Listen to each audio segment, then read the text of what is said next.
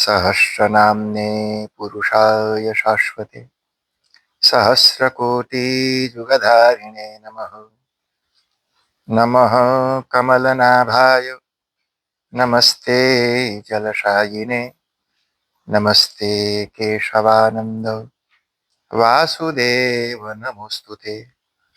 शंकरं शंकराचार्यं केशवं बादरायणं सूत्रभाष्यकृतौ वन्दे भगवन्तौ पुनः पुनः।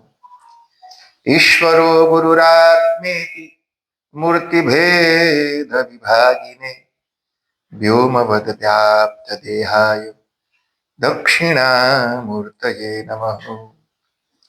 विष्णु ब्रह्मादिभिः सेव्या सगुणा निर्गुणापि च त्वमाद्या प्रकृतिः सूक्ष्मा सच्चिदानन्दरूपिणी सृष्टिस्थिति लयकरी त्रिगुणा त्रिसुरालया ब्रह्म विष्णु महेशानां सुप्रतिष्ठा करा परा।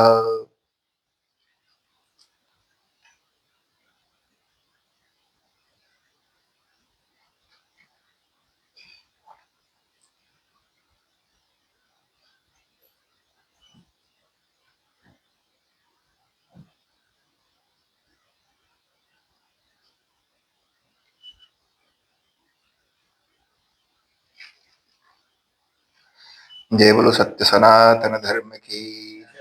ओंकारेश्वर महादेव की जय। भूत भावन भगवान श्री काशी विश्वनाथ की जय। श्यावर रामचंद्र भगवान की जय। पवन सुत हनुमान की जय। ओम नमः पार्वती पतये हर हर हर महादेव। परम पिता परमात्मा को बहुत बहुत धन्यवाद, जिनकी कृपा और आशीर्वाद से बिना किसी विघ्न बाधा के हमारा और आपका सबका जीवन चल रहा है। हम हैं, यह सबसे बड़ा सुख है। हमारे जो यजमान हैं आदरणीय अंबिकानंद जी, अंबिकया नंदते यह सह अंबिकानंदः अंबिकायाः नंदो वा इति अंबिकानंदः साक्षात जगज्जननी जगदम्बा भगवती पराम्बा का जो पुत्र, वही अंबिकानंद। ऐसे जी माँ भगवती के प्रति और भगवान शिव के प्रति हमारे यहाँ संस्कृत में हर एक शब्दों का अर्थ होता है। शब्द में शक्ति होती है, माने each and every word has got an unique power. हर एक गाड़ी में अलग तरह का पावर है, तारीख में अलग तरह का पावर है। हर एक शब्द में उसकी एक नेचुरल शक्ति होती है। इसलिए शब्द हमारे यहाँ सनातन धर्म में बड़ा महत्वपूर्ण है। हमारे अरुण जी हमेशा मुस्कुराती रहती है। मैंने उनको कभी टेंस देखबे नहीं किया, और भगवान करे ऐसे ही मुस्कुराती हुई हमेशा रहे। और विवेकानंद जी इतना मुस्कुराते हैं, इसे पता है घर में भी वो मुस्कुराती रहती हैं। इतना काम करते हैं बेचारे। रात को जी सुबह 3 AM 3 बजे 2 बजे तक पूरी तैयारी करना, एक एक चीज लगाना, प्रिपेयर करना, खाली बैठने के नहीं, हार्ड वर्क। ऐसे कठिन जी गढ़ू काम जिसको बोलते हैं, ऐसे हैवी लोड उठाना, उठना, बैठना, कसना, खिसकाना, मजाक है जी। रात के 3 बजे तक सारा काम करना और फिर दिन भर मुस्कुरा के बैठे रहना, बहुत हार्ड जॉब है। नकली दांत कब तक दिखाएगा, है ना। अंदर का असली आ ही जाता है जी, अंदर का असली आ ही जाता है। लेकिन ये पूरी रात मेहनत करने के बाद, और एक चीज और जी, आनंदम ब्रह्मणो रूपम, ये जो आनंद है ना जी, वही वही परमात्मा का आशीर्वाद है। जो चेहरे पर खुशी है, जिसके ऊपर भगवान की कृपा है, उसके चेहरे पर खुशी रहेगी ही रहेगी। वो आपको टेंस, फ्रस्ट्रेटेड, डिप्रेस्ड नहीं दिखाएगा। और अगर कोई है तो समझ लेना देवी देवता उससे नाराज हैं।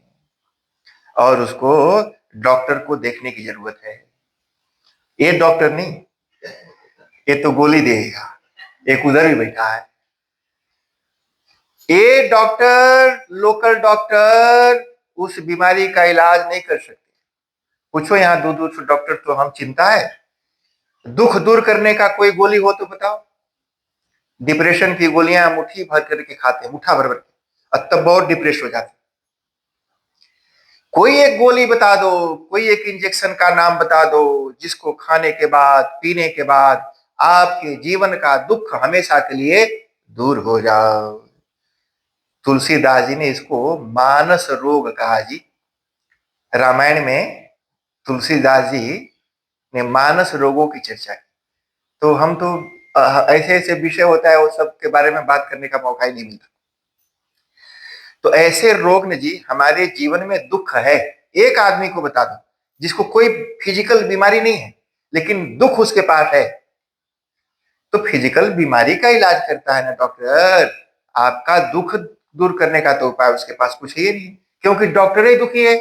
हम बहुत सारे डॉक्टर को जानते हैं जो डॉक्टर डॉक्टर लोग बड़े दुखी और परेशान है। ढेर सारे हैं जी।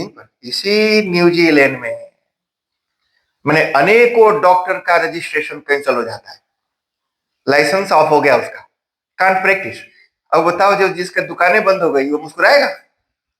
तो दुखी तो है वो, तो दुख ही है, तो दुख है, इसमें किसी को कोई डाउट नहीं है। तो जिसके चेहरे पर मुस्कुराहट है पक्का समझना कि देवताओं की कृपा इसके ऊपर जरूर है। अगर देवताओं की, देवी की कृपा नहीं होती तो ये खुश नहीं रह सकता है। तरुण जी हमेशा मुस्कुराती रहती हैं, आशुतोष भी जी, वेरी डिसेंट बॉय, साक्षात भगवान आशुतोष क्या आशीर्वाद और प्रसाद स्वरूप जी। पुत्र रत्न मजायत, पुत्र के रूप में रत्न प्राप्त हुआ, ये भगवान का आशीर्वाद है। एक यंग बॉय, अभी तो जवान हो गया है, जवान हो गया वो लड़का, लेकिन जब वो बहुत छोटा था ना जी, जिस समय बच्चे मोबाइल में, गेम में, टीवी में नाक मुंह बनाते रहते हैं, हम नहीं मनता नहीं सकता करे ये वो काका, जब वो बहुत छोटा था तब से फुल टाइम गर्मी में आग के सामने घंटों घंटों बैठ करके, अब उस बेचारे को क्या समझ है? हमें 7 साल 8 साल 10 साल 12 साल 15 साल के लड़के को वो क्या स्पिरिचुअल और धर्म और स्वर्ग वो यज्ञ वो मन, वो तो उसका खेलने कूदने का नॉर्मल टाइम है जहां पर मस्ती करो, खेलो कूदो, टीवी ताको। लेकिन उस टाइम में भी फुल सपोर्ट, पूरी तरह से बेचारा श्रद्धा भाव से, शांति से, मैंने कभी भी आशुतोष को, भैया बप्पा को खोद के डिस्टर्ब करते हुए नहीं देखा। कितना लंबा हो गया, आग के सामने इतनी देर से बैठा है। तो निश्चित रूप से जी जब पूजा पाठ करते हैं, कई लोगों को बुझाता नहीं है जी, ध्यान देना। आ जाओ महाराज, आइए आइए, हमारे बनवारी जी का स्वागत है। हमारे शास्त्रों में ये बात बताया कि जो यज्ञ करते हो, पूजा करते हो, उसका एक फल यह भी है जी, 2 तरह के फल हैं, दृष्टम अदृष्टम चो। एक है अदृष्ट फल, अरे स्वर्ग मिलेगा यज्ञ से, यज्ञेन पापम पुरुषो जाति, यज्ञेन नाकम पुरुषश्च याति। तो यज्ञ से स्वर्ग मिलेगा, तो स्वर्ग तो तब न मिलेगा जी जब मरेंगे, और मरने के बाद अगर स्वर्ग मिल जाएगा तो फिर सकता कि यहां बताए लोगों को कि देख हम यज्ञ किया स्वर्ग भी खा है, तो जिसको स्वर्ग मिला हुआ के बता नहीं सकता। तो मिलेगा ना जी, मरेंगे तब मिलेगा, जीते जी तो कोई फल मिला नहीं, तो मरने के बाद फल मिलेगा ये तो बेवकूफी हो गई, 100% बेवकूफी। जीते जी कोई सुख मिला नहीं और मरने के बाद स्वर्ग मिला, ये किसने देखा, कौन आके बताया? स्वर्ग से आके कोई हमको तो नहीं बताया आज कि देखो हमने बड़ा दान पुण्य किया और स्वर्ग में बैठा है। तो कहा कि देख भाई, सिर्फ अदृष्ट फल के लिए यज्ञ नहीं है, ऐसा नहीं सोचना कि यज्ञ करने का फल सिर्फ स्वर्ग ही है। मान लो थोड़ी देर के लिए तुम्हारे मन में श्रद्धा नहीं है, कई ऐसे हैं जिनके मन में श्रद्धा नहीं, गुरु उपदिष्ट वाक्येषु विश्वासो नाम श्रद्धा। श्रद्धा का डेफिनेशन है, श्रद्धा की परिभाषा। तो मान लो किसी को विश्वास नहीं है श्रद्धा, क्योंकि प्रत्यक्षेणानुमानेन यस्तुपायो न विद्यते तं विदन्ति वेदेन तस्मात् वेदस्य वेदता। अरे सारा कुछ तुम ही जानोगे तो वेद की क्या जरूरत है ना जी। कुछ तो है जो हमारे खोपड़ी और दिमाग के ऊपर है, उसी के लिए तो वेद है। प्रत्यक्षेणानुमानेन प्रत्यक्षेणानुमानेन यस्तुपायो न विद्यते। गेस भी नहीं कर सकता। कई बार अनुमान लगाते हैं और कई बार प्रत्यक्ष देखते हैं। भात बन रहा है, अगर आंख ना भी देख रहा हो तो नाक में खुशबू सूंघ कर तो बुझा ही जाता है कि भात पक रहा है। कहीं चीज मेल्ट हो रहा हो, भले ना दिख रहा हो, पिज्जा बना रहा है कि ब्रेड के ऊपर चीज पिघलाया है, लेकिन नाक इतना तो बता ही देता है ना ये चीज है। तो प्रत्यक्ष तो हुआ, आंख से नहीं नाक से सही। तो प्रत्यक्ष सिर्फ आंख से नहीं होता, प्रत्यक्ष माने देखना। आंख से नहीं हुआ, नाक से हुआ। मान लो किसी ने कुछ बोला तो सुन के भी हुआ। तो अच्छा, कुछ चीजें हैं आंख से भी नहीं हुआ, नाक से भी नहीं हुआ, सेंसेस से अनुमान लगाते हैं। एक आदमी है बड़ा मोटा है, 200 किलो का है, भारी भरकम वजनदार, और माँ उसका हाथ पकड़ के लाती है मेरे पास, अब बोलती है गुरुजी खाना नहीं खाता। हाथी का रकम देने वाला लड़का, और हमको बोलती खाए नहीं लेके आई। अच्छा सुनो, यहां पर अनुमान प्रमाण काम करता है। खाता नहीं और मोटा है, अब बिना खाए मोटाएगा नहीं। मोटा है मतलब लुक के ही सही खाता जरूर होगा। इसको कहते हैं अनुमान प्रमाण। गेस किया मैंने, हमने किसी चीज को आइडेंटिफाई किया, आंख से देख करके नहीं, उसके शरीर के साइज को देख करके हमने अनुमान लगाया कि बिना खाए कोई मोटाता नहीं है, ये मोटा है तो छुप के ही सही खाता जरूर होगा। लेकिन कई चीजें ऐसी हैं कि जिनको आप अनुमान भी नहीं लगा सकते, गेस भी नहीं कर सकते जी। वो है स्वर्ग। बुरे कर्म का फल बुरा होता है, कहां से गेस करोगे जी। क्या पता, बुरे कई लोग अच्छा कर्म करते हैं फिर उनके जीवन में दुख होता है, तो देखने में तो अब देखा कि भाई इसने कुछ बुरा नहीं किया फिर भी दुखी है, तो गेस तो नहीं कर सकते। तो ऐसी चीजें जिनको आप अनुमान नहीं लगा सकते, प्रत्यक्ष नहीं कर सकते, ऐसी चीजों को वेद बताता है। जिसको हमारी बुद्धि जान सकती है वो वेद नहीं बताता।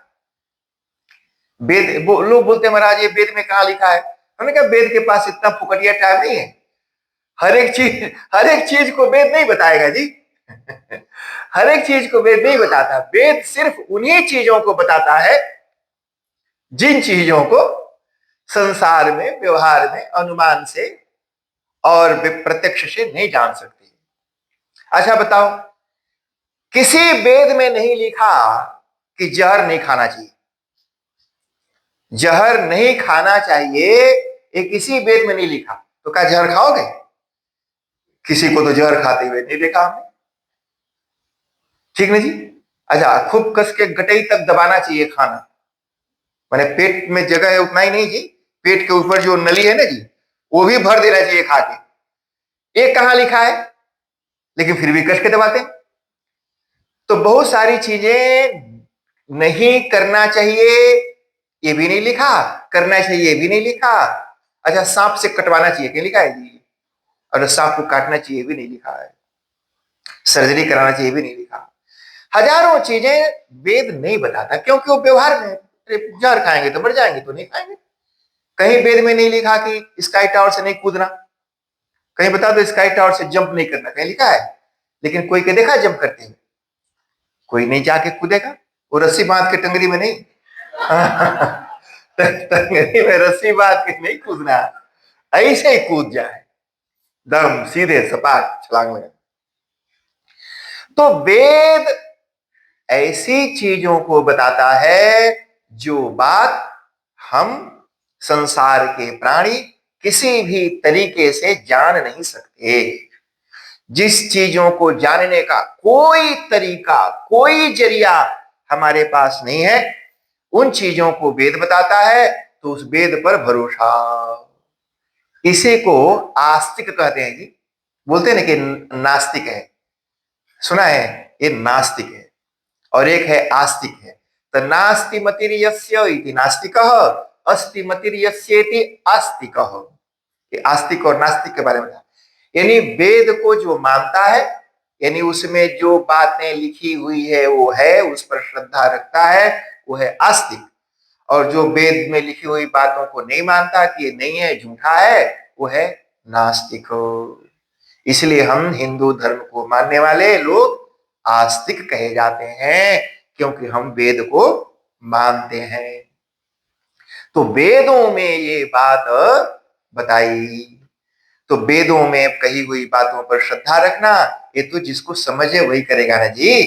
लेकिन एक छोटे बच्चे से तो आप वैसी उम्मीद नहीं रख सकते।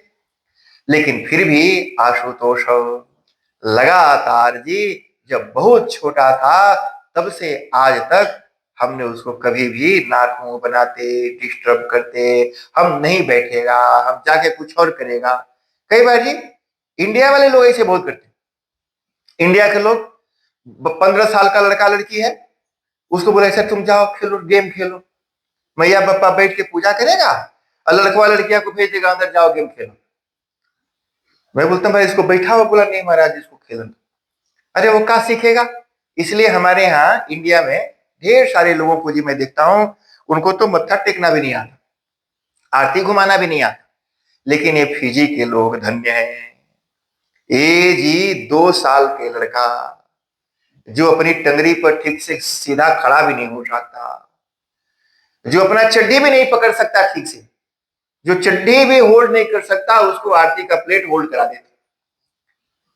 और वो बच्चा जी जब बड़ा होता है तो उसके अंदर वो संस्कार आता है। ये संस्कार है जी, जब सॉफ्ट रहता है ना जी, बांस, लकड़ी, लोहा, पत्थर, उसके ऊपर कोई भी चीज दागो तो सांचा ढल जाता है, और जब पक जाता है कुछ नहीं होता।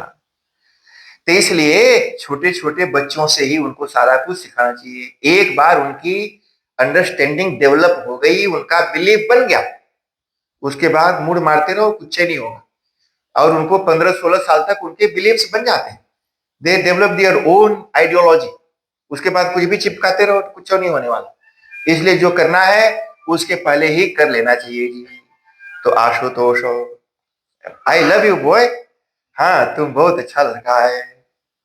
कई लोग बोलते हैं कि जैसे मैं, तो हमारे लिए तो हम सभी प्रिय हैं, मैं सबसे प्यार करता हूँ।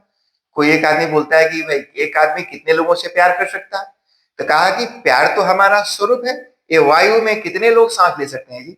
सारी दुनिया, चींटी से लेके डायनासोर तक। कभी हवा कम पड़ा? किसी किसी ने कंप्लेन किया भाई हमारा सांस लेने के लिए हवा नहीं है? सारा सारा हवा सुलग गया पंडित जी। तो ऐसा तो कोई बोला नहीं। तो जैसे वायु की कमी नहीं है, आकाश की कमी नहीं है, धरती की कमी नहीं है, जल की कमी नहीं है, उसी तरह से प्यार की भी कमी नहीं है जी। ये ऐसा स्रोत है जो कभी कम नहीं पड़ता। तो आप तीनों जी, माता पिता पुत्र, भगवान आपको रोग रहित लंबी आयु प्रदान करें, आप संसार का सुख भोगें। तो यज्ञ का एक फल संसार में सुखी रहना भी है। तो ध्यान देना जी, स्वर्ग मिलेगा इसके लिए यज्ञ नहीं करते हैं, संसार में हम सुखी होकर के जीवन बिताएं इसके लिए यज्ञ करते हैं। और सुख कैसे होगा जी? जब बेटा फेवरेबल होता है, जब बीवी फेवरेबल होती है। कितनी खूबसूरत औरत है, वो सुख नहीं है। अब पता चले ऐसा ऐसा कुछ बोल देती है कि बेचारा हस्बैंड का ब्लड प्रेशर हाई रहता है हमेशा। तो कितनी कितनी खूबसूरत औरत है, सुख इससे नहीं होता। Is she favourable? कितना इंटेलिजेंट लड़का है, कितना हाई पोस्ट पर बैठा है ना, इज ही फेवरेबल? मैंने माँ के बाप के अनुकूल है, कोऑपरेटिव है, साथ कंधा से कंधा मिला के चलने वाला। ते आशुतोष कंधा से कंधा मिलाए के लड़का इतना काम करे, बप्पा बहुत काम करा था। हाँ हाँ, लेकिन फिर भी ये लड़का पूरा मुस्कुराता हुआ सारा काम करता है जी। तो भगवान आप सबको स्वस्थ प्रसन्न है। आज जो यहाँ हमारे बगल में बैठे ये तीनों बच्चे, इनको भी मैं ये तब से जानता हूं जब ये 5 सेंस थे। तो 5 सेंस, फिर 10 सेंस, 50 सेंस, डॉलर, अब तो बड़े बड़े डॉलर के नोट हो गए। तो तब से इनको जानता हूँ। ये जो डॉक्टर है, इसको तो गोदी में रख के और टोकरी में रख के सिर पर घुमाए थे। कृष्ण है ना जी, यही वाला ना, टोकरी में बैठा के कृष्ण कन्हैया के रकम बना।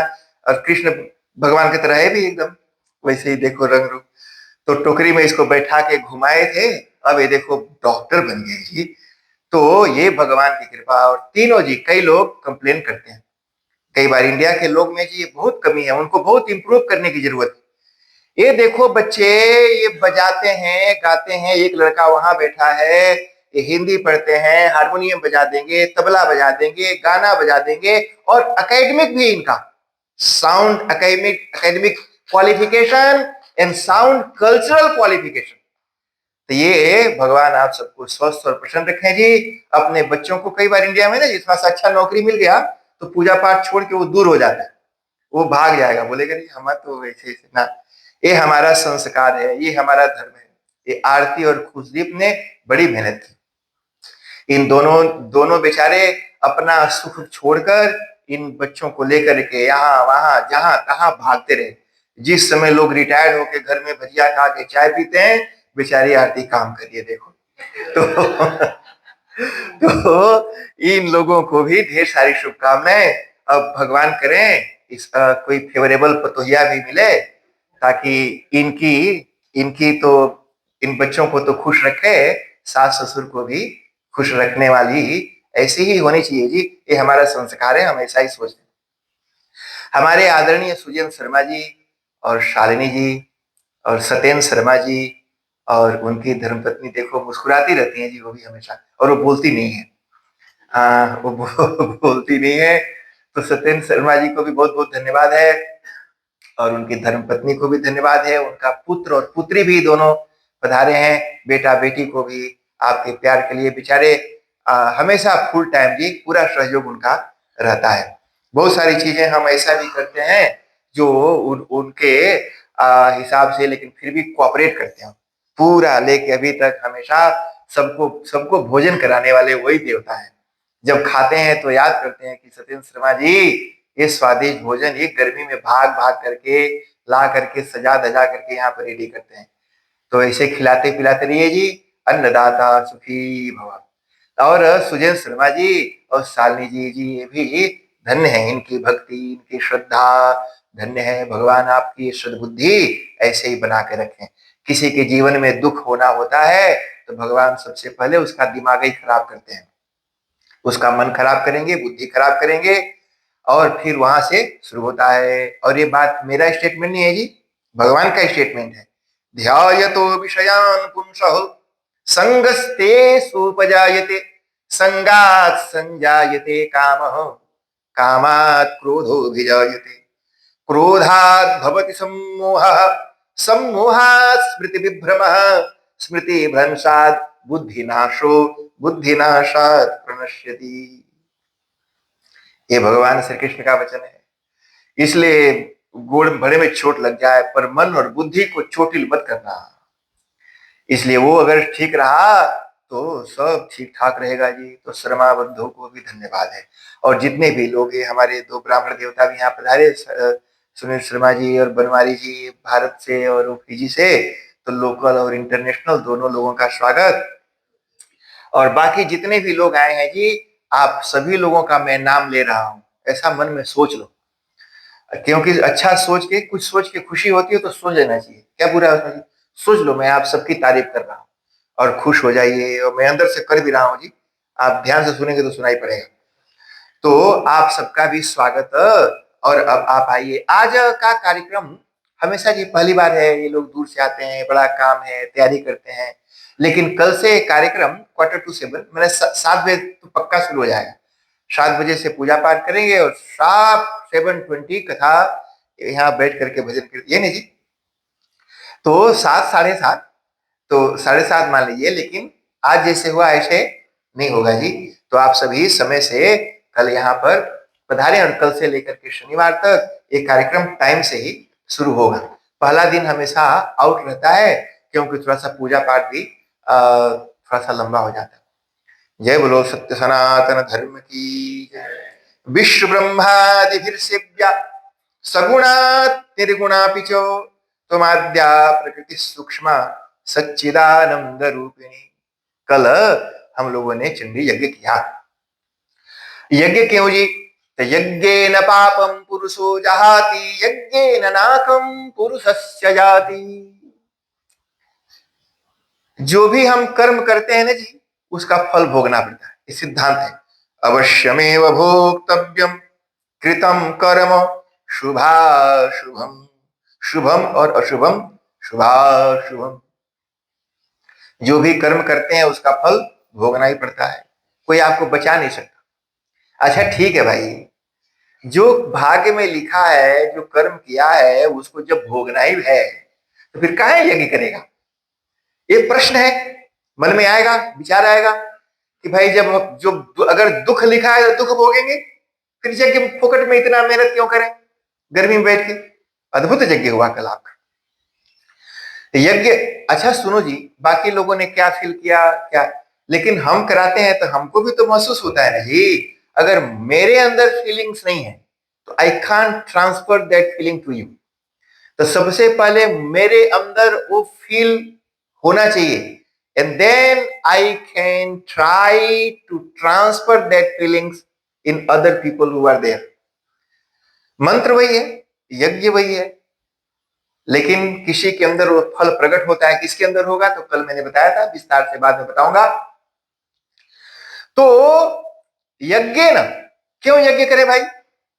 जो अगर मान लो अगर कर्म कर चुके हैं बुरा तो दुख तो भोगना ही पड़ेगा। सिद्धांत तो यही है, अवश्यमेव भोक्तव्यम कृतम कर्म शुभाशुभम भुज्यते क्षीयते कर्म। कहा कि भोगने से ही वो फल कटता है। कई बार दुख है लोगों के जीवन में, तो लोग में आते हैं कि कुछ ऐसा करो महाराज कि हमारा दुख दूर हो जाए।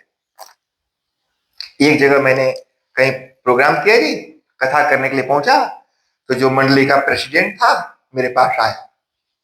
कई बार लोग हमसे पूछते हैं महाराज कौन से मंदिर में बैठते हो, हमसे जहां भी कोई कौन से मंदिर में बैठते हो। हमने कहा क्यों मंदिर में बैठना जरूरी है, क्यों मंदिर में बैठूं? तो बोला कि नहीं पंडित लोग ज्यादातर मंदिर में बैठते हैं। हमने कहा मंदिर में पंडित जी लोग नहीं बैठते, अब भगवान भी नहीं बैठते, वहां तो कमेटी बैठती है। तो बोले कि आप कहाँ बैठते हो? मैंने कहा जहां भगवान बैठते हैं। हाँ भगवान हमारे संगे संगे रहता है, और ये मेरा स्टेटमेंट ये भी नहीं है ना हम वशामि वैकुंठे योगिनां हृदयेन च मद्भक्ता यत्र गायन्ति तत्र तिष्ठामि नारद। हे नारद, अहम तत्र तिष्ठामि यद्र मद्भक्ताः गायन्ति अकारयन्ति आवाहयन्ति। जहां पर मेरे भक्त मुझे बुलाते हैं, प्यार और सम्मान के साथ बैठाते हैं। ये पद्म पुराण का श्लोक है। श्रीमद् भागवत में भी तृतीय स्कंध में कपिल भगवान ने अपनी माता जी को, देवहूति को, एक बात बताई। कहा कि पर काये पर दुष्यति मां, जीती जागती मूर्ति को, पंडित को। कभी प्रेसिडेंट देख के घूरा, सेक्रेटरी घूरा, उसको लगता है कि मैं प्रेसिडेंट हूं, ये तो हमारा एम्प्लॉय है ना। वो पंडित आपका नौकर नहीं है, उसको आप उसके प्रति आपको आदर भाव सम्मान का भाव रखना ही पड़ेगा, भले ही आप उससे काम कराते हो, बट यू मस्ट रेस्पेक्ट। कुछ का कुछ नहीं बोल सकते। मैं सुनता हूँ जी कई बार, अभी आज ही थोड़ी देर पहले ही मंदिर में सुन के आया, तो मेरे मन में आया कि अगर मैं होता तो या तो यीशु को उड़ा देता या तो मैं खुद यहां से उड़ के चलाता। अब आपको समझ में आया कि हम मंदिर में काहे नहीं बैठते हैं। या तो प्रेसिडेंट भागता वहां से, नहीं तो हम भागते। तो इससे अच्छा है कि वहां रह भी नहीं करो। कई लोग बोलते हैं हमने कहा हमारा स्वभाव नहीं है, अलग अलग काम के लिए लोगों ने अलग अलग लोगों को बनाया, हमको शायद उस काम के लिए नहीं बनाया। तो इसलिए हम वहां पर नहीं हैं। तो अच्छा चलो जी, तो मान लो अगर दुख भोगना लिखा है, बुरा कर्म किया तो भुज्यते क्ष्यते कर्मो। अगर आपने बुरा कर्म किया तो लोग आते हैं, पूछते हैं महाराज कुछ करो, बड़ा जीवन में दुख है। एक प्रिंसिपल है जी, प्रिंसिपल मतलब सिद्धांत, वो ये है कि जैसे मिर्चा बोते हैं तो उस पर मिर्चा फरता है ना जी। बैंगन बोएंगे तो बैंगन फरेगा। कभी भिंडी का बिया बोया और बैंगन फरा हुआ देखा? नहीं, बोया भिंडी का बिया, फर गया बैंगन। अगर भिंडी बोया और बैंगन फर गया तो आके कंप्लेन करो, महाराज बोया तो भिंडी था, फरा है बैंगन, है ना जी। जंगली मिर्चा बोया और ऑस्ट्रेलियन मैंगो लटक गया उस पर जैसा बिया बोते हैं ना जी, वैसा ही फल उसके ऊपर लगता है। तो जैसे बिया जो बोया बैंगन का सीड, तो उसके ऊपर बैंगन फरा।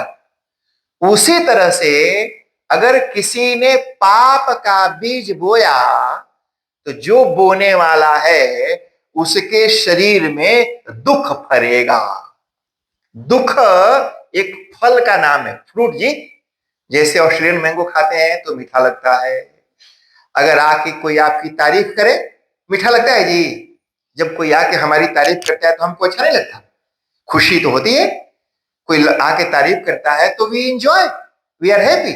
And what about if someone comes and start abusing you, how you feel? तो जैसे गारी का स्वाद है, जैसे गारी खा के दिल खराब हो जाता है, दुखी हो जाता है, और तारीफ पा करके दिल खुश हो जाता है। ते सुख और दुख दोनों फल हैं, फ्रूट है। तो दुख फल है पाप का और सुख फल है पुण्य का। तो अगर जीवन में दुख है तो जरूर कुछ ना कुछ पाप किया होगा, छुप के किया होगा, लुक के किया होगा, पर किया जरूर होगा। मान लो मिर्ची का बिया बोते समय कोई भले ना देखा हो, लेकिन फरेगा तो दिखाई पड़ेगा ना जी। वो तो हल्ला गुल्ला ड्रम ढोल बजा के, तो कर्म करते हुए भले किसी ने ना देखा हो, लेकिन फल जब उसका आएगा तो नगाड़ा पीटता हुआ आता है। तो अगर जीवन में दुख है तो कुछ बुरा कर्म जरूर किया होगा। तो लोग मेरे पास आते हैं। एक जगह जी मैंने कहीं प्रोग्राम किया तो मंडली का जो प्रेसिडेंट था, यानी वहां का ऑर्गेनाइजेशन का प्रेसिडेंट मेरे पास आया। मुझे भी लोग आके सिखा जाते हैं, ऐसे बोलो, ऐसे कथा करो, ऐसे प्रवचन करो। मुझे बोलो आया, बोला महाराज ऐसा करो कि सब हिल जाए। हमने कहा देख एक बम फोड़ दो।